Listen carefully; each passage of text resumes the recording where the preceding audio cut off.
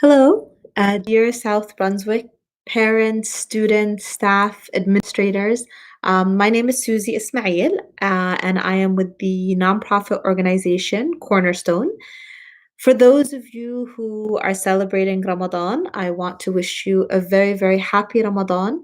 For those of you who may be struggling with a great deal of the stress and the anxiety and the fear, along with the illness and the uncertainty that plagues our communities right now due to COVID-19, due to this pandemic, I want to really extend my greatest sympathies to all of us. And in terms of recognizing that we are all in this together and that it's difficult. It's not easy on any of us. But I do want to thank Meryl and Kara and so many of the others who have been working behind the scenes on putting together this South Brunswick High School virtual mental health fair, since it's a topic that's incredibly important that needs to be addressed, especially during these times of uncertainty. So, just a little bit about what we do at Cornerstone. We are a faith based communication counseling center. We have 5 offices in New Jersey. We also offer virtual counseling through Skype, FaceTime, phone counseling. We have offices around the US and several other states, and we have offices internationally as well. We focus on faith-based relational communication counseling, which is a little bit different than the traditional mental health therapeutic paradigm. We look at the intrapersonal, how someone speaks to themselves, the interpersonal, how that self-talk reflects in connections with others and the way that we communicate with others. The dyadic, the communication between two individuals. We look at the family communication. We look at youth communication in terms of relationships, in terms of identity, in terms of sexuality.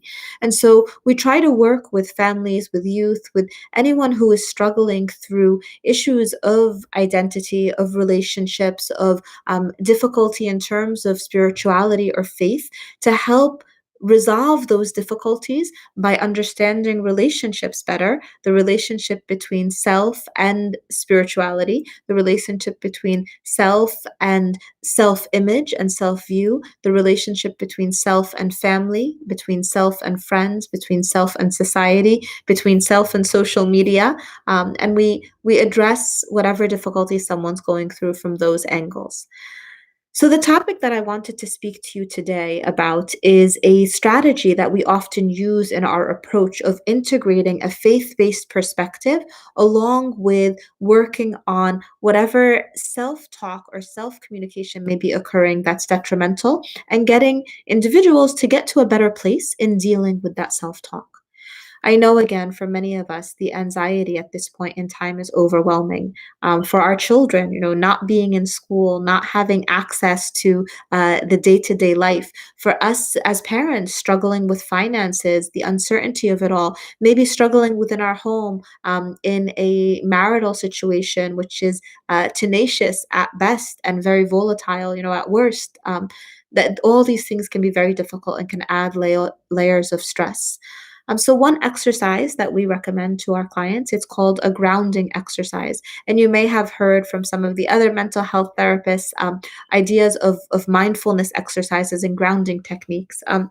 As I mentioned, our therapeutic interventions are a little bit different since we're not mental health providers. We are faith-based communication interventionists. We focus on using grounding techniques that reconnect us from a faith-based and spiritual perspective as well. So, for example, a common technique that is used in mental health therapy, is the 5-4-3-2-1 method. And essentially, all this requires you to do is to engage all of your senses to bring you back to the moment, to stop the runaway train of detrimental thoughts, to reel that in, and to reestablish your connection with the present. So one way that we like to implement the 5-4-3-2-1 method is to utilize, first the senses of sight, to look around and identify what it is that you see around you. Then to utilize the sense of touch. And again, from a faith based perspective, if you tend to pray and seek a spiritual connection through prostration, then in that moment of touch, by placing your hands on the ground, by placing your forehead to the ground, that in itself can be a grounding technique. If you tend to pray by clasping your hands together, and this is a way that you find peace, pressurizing those touch points and ensuring that you truly feel that spiritual connection, we believe connects you with the socio emotional well being as well. If you're praying with your hands open, again, using those pressure points and really feeling that touch. Touching, your clothing, feeling the softness of it, touching your table, feeling what it feels like, but engaging with four elements of touch points. Then it's three deep inhalations, three things you can smell. So, really taking a deep breath and thinking about what it is that you can smell. I smell something baking, or I smell a scent of perfume. And then, after the three things of smelling, at that point, it's two things of hearing. So, sitting in silence and really listening. Maybe you're going to hear the hum of the refrigerator. Maybe you'll hear a car driving outside, but really allowing that sense to settle in. And then finally, the last aspect of the grounding technique is tasting. So, a lot of our clients and our younger clients in particular like to use the Sour Patch Kids or Warheads or something that's very strong. Sometimes it's a chili pepper or an ice cube, and place that on your tongue and allow the sensation to move through you. So I hope this, small introduction to a grounding technique, the 5-4-3-2-1 method, is something that you can use that can help you through this anxious time, this difficult time.